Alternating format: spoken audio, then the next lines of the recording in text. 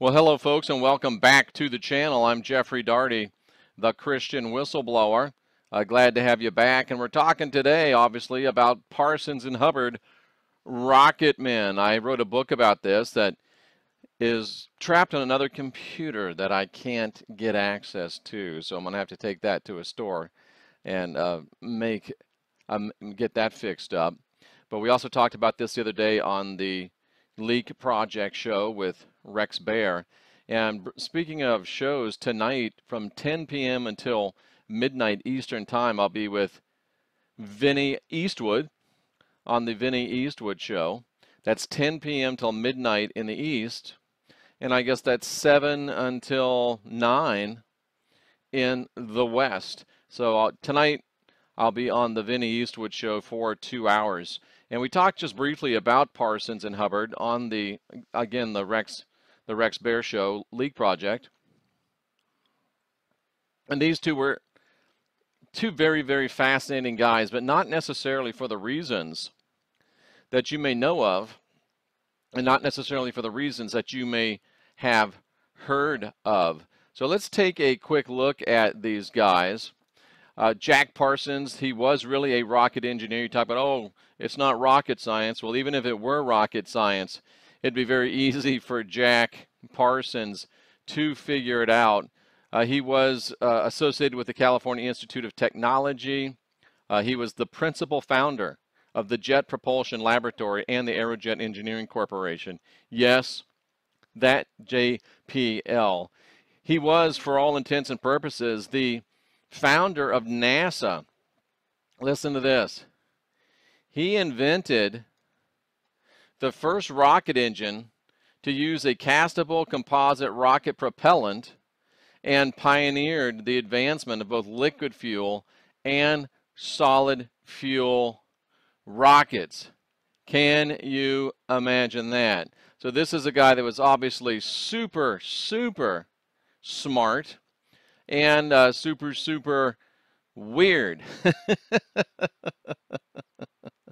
He actually became a proponent of Aleister Crowleyan Thelema type magic, and his association with the Ordo Templi Orientis led to his expulsion from the Jet Propulsion Laboratory and Aerojet in 1944 due to the lodge's infamy and alleged illicit activities. And of course he also conducted hazardous workplace conduct. And to be completely frank with you, it's actually that type of conduct which led to his death. Let's see if they say anything exactly about his death.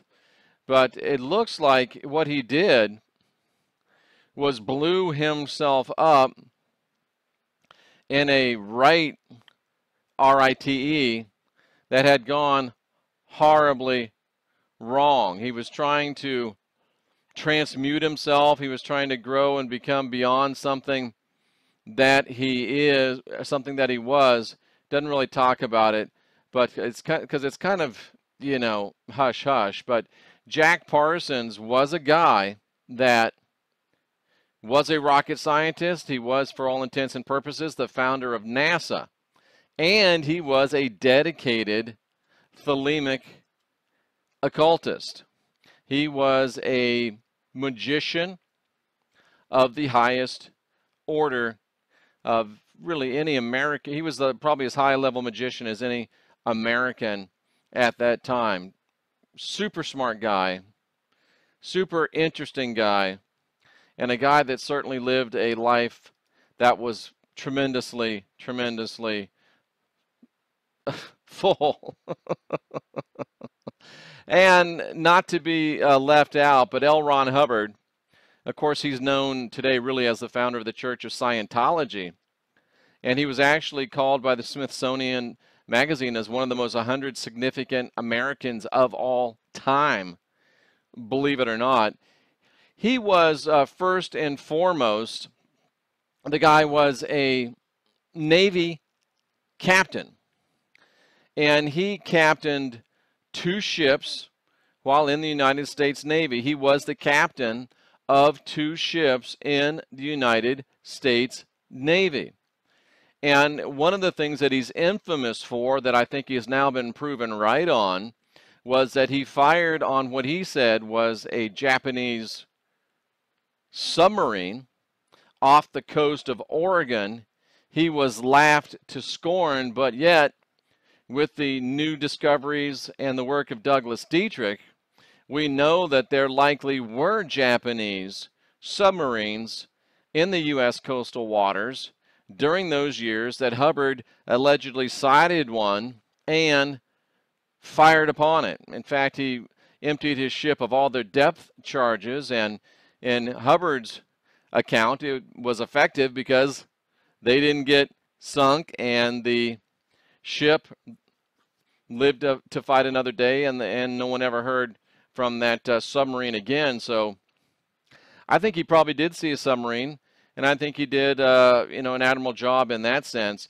He finally lost his second command because he was messing around, firing upon this island down in Mexico.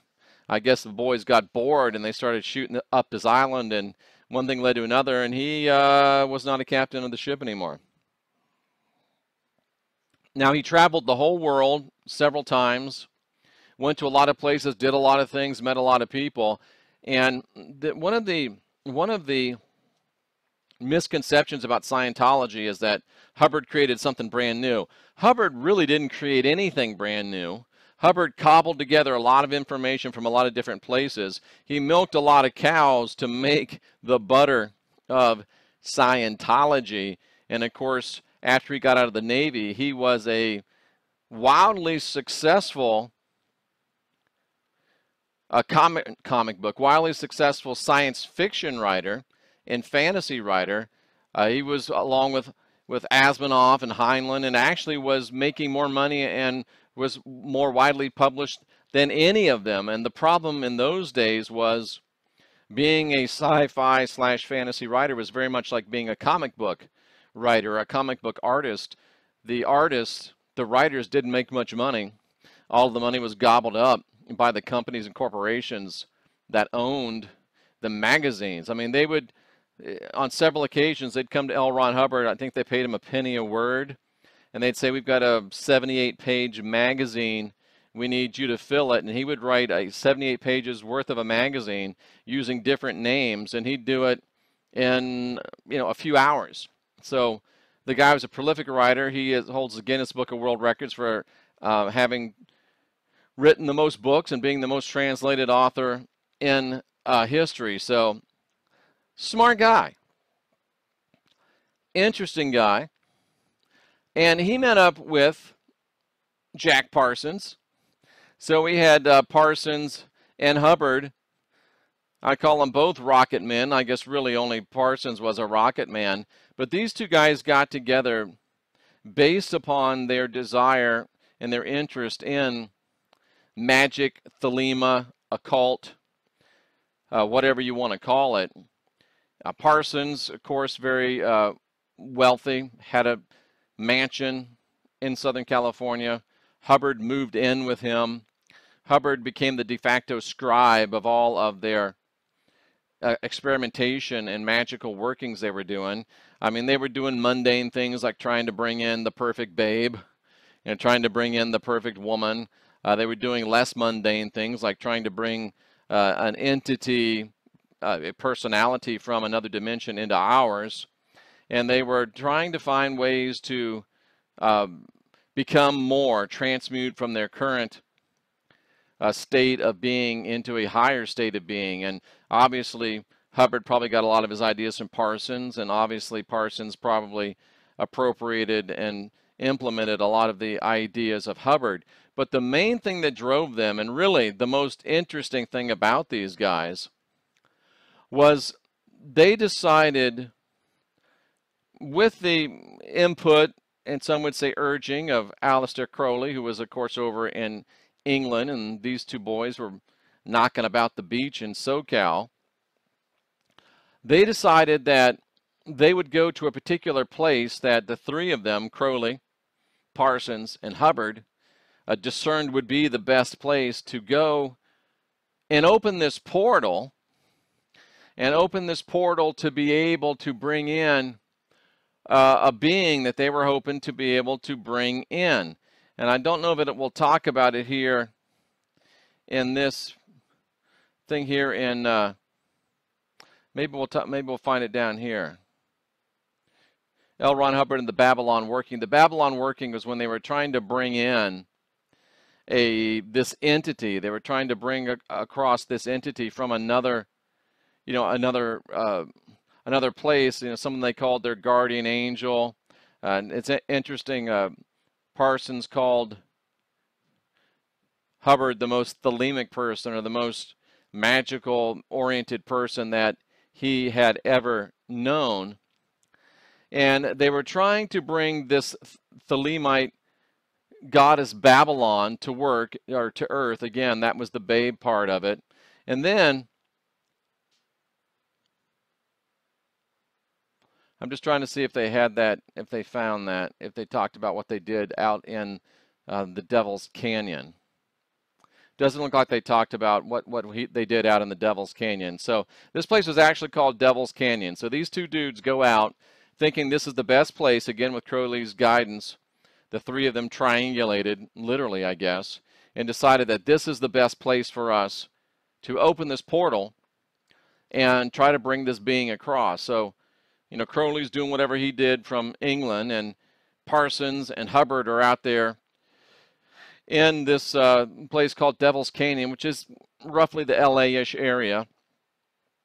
And to hear the two men tell it, and to hear the people that were their contemporaries tell it, these two guys actually succeeded in opening what appeared to be a portal, what appeared to be a gateway, what was some type of an opening between our dimension and somewhere else.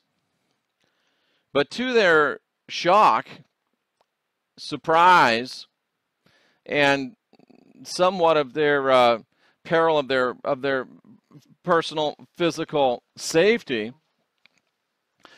it wasn't a being that came through their portal like they were expecting. I believe they were looking for a guy named Lamb. What came through was a craft. And they only were able to describe it in the most nebulous of terms because it came through like a proverbial bat out of hell. And the very interesting about this, there's a couple of very interesting things about this. Number one, from that day, even unto this day, in that area known as Devil's Canyon, there's a big gorge, Devil's Gorge, I think it's called. There's a big gorge and there's a huge bridge. And since the time that Crowley sent Parsons and Hubbard out there to do their experiment and open this portal, several people have committed suicide out there. Several people have been killed out there. Multiple people, including children, have been reported as missing and having gone missing out there. And there are recurring and multiple reports of strange demonic type entities sighted on the bridge, sighted on the rocks, sighted in the gorge. And these aren't, Parsons and Hubbard's progenitory or families calling it in. There's several and many of those. You can look it up on your favorite internet browser, Devil's Gorge demon sightings or something of that nature, and you'll pull it up. But even more interesting than that is that up until the time that Parsons and Hubbard opened their portal, nobody in the United States had even thought about UFOs. Very little thought about UFOs. There weren't UFO sightings.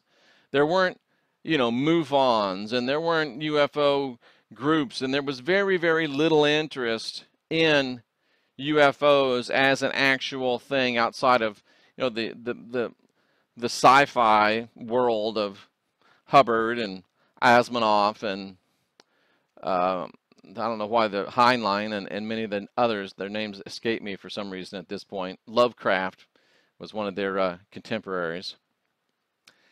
And from that time to this, it was about, what I'm trying to say is about 3 months before It was about 3 months before Roswell broke free, and 3 months before this entire UFO genre exploded in the United States. So Parsons and Hubbard, rocket men, strange men, interesting men, something I thought you might like to ponder. I'm Jeffrey Daugherty, the Christian whistleblower, helping you unwind your mind and unindoctrinate yourself.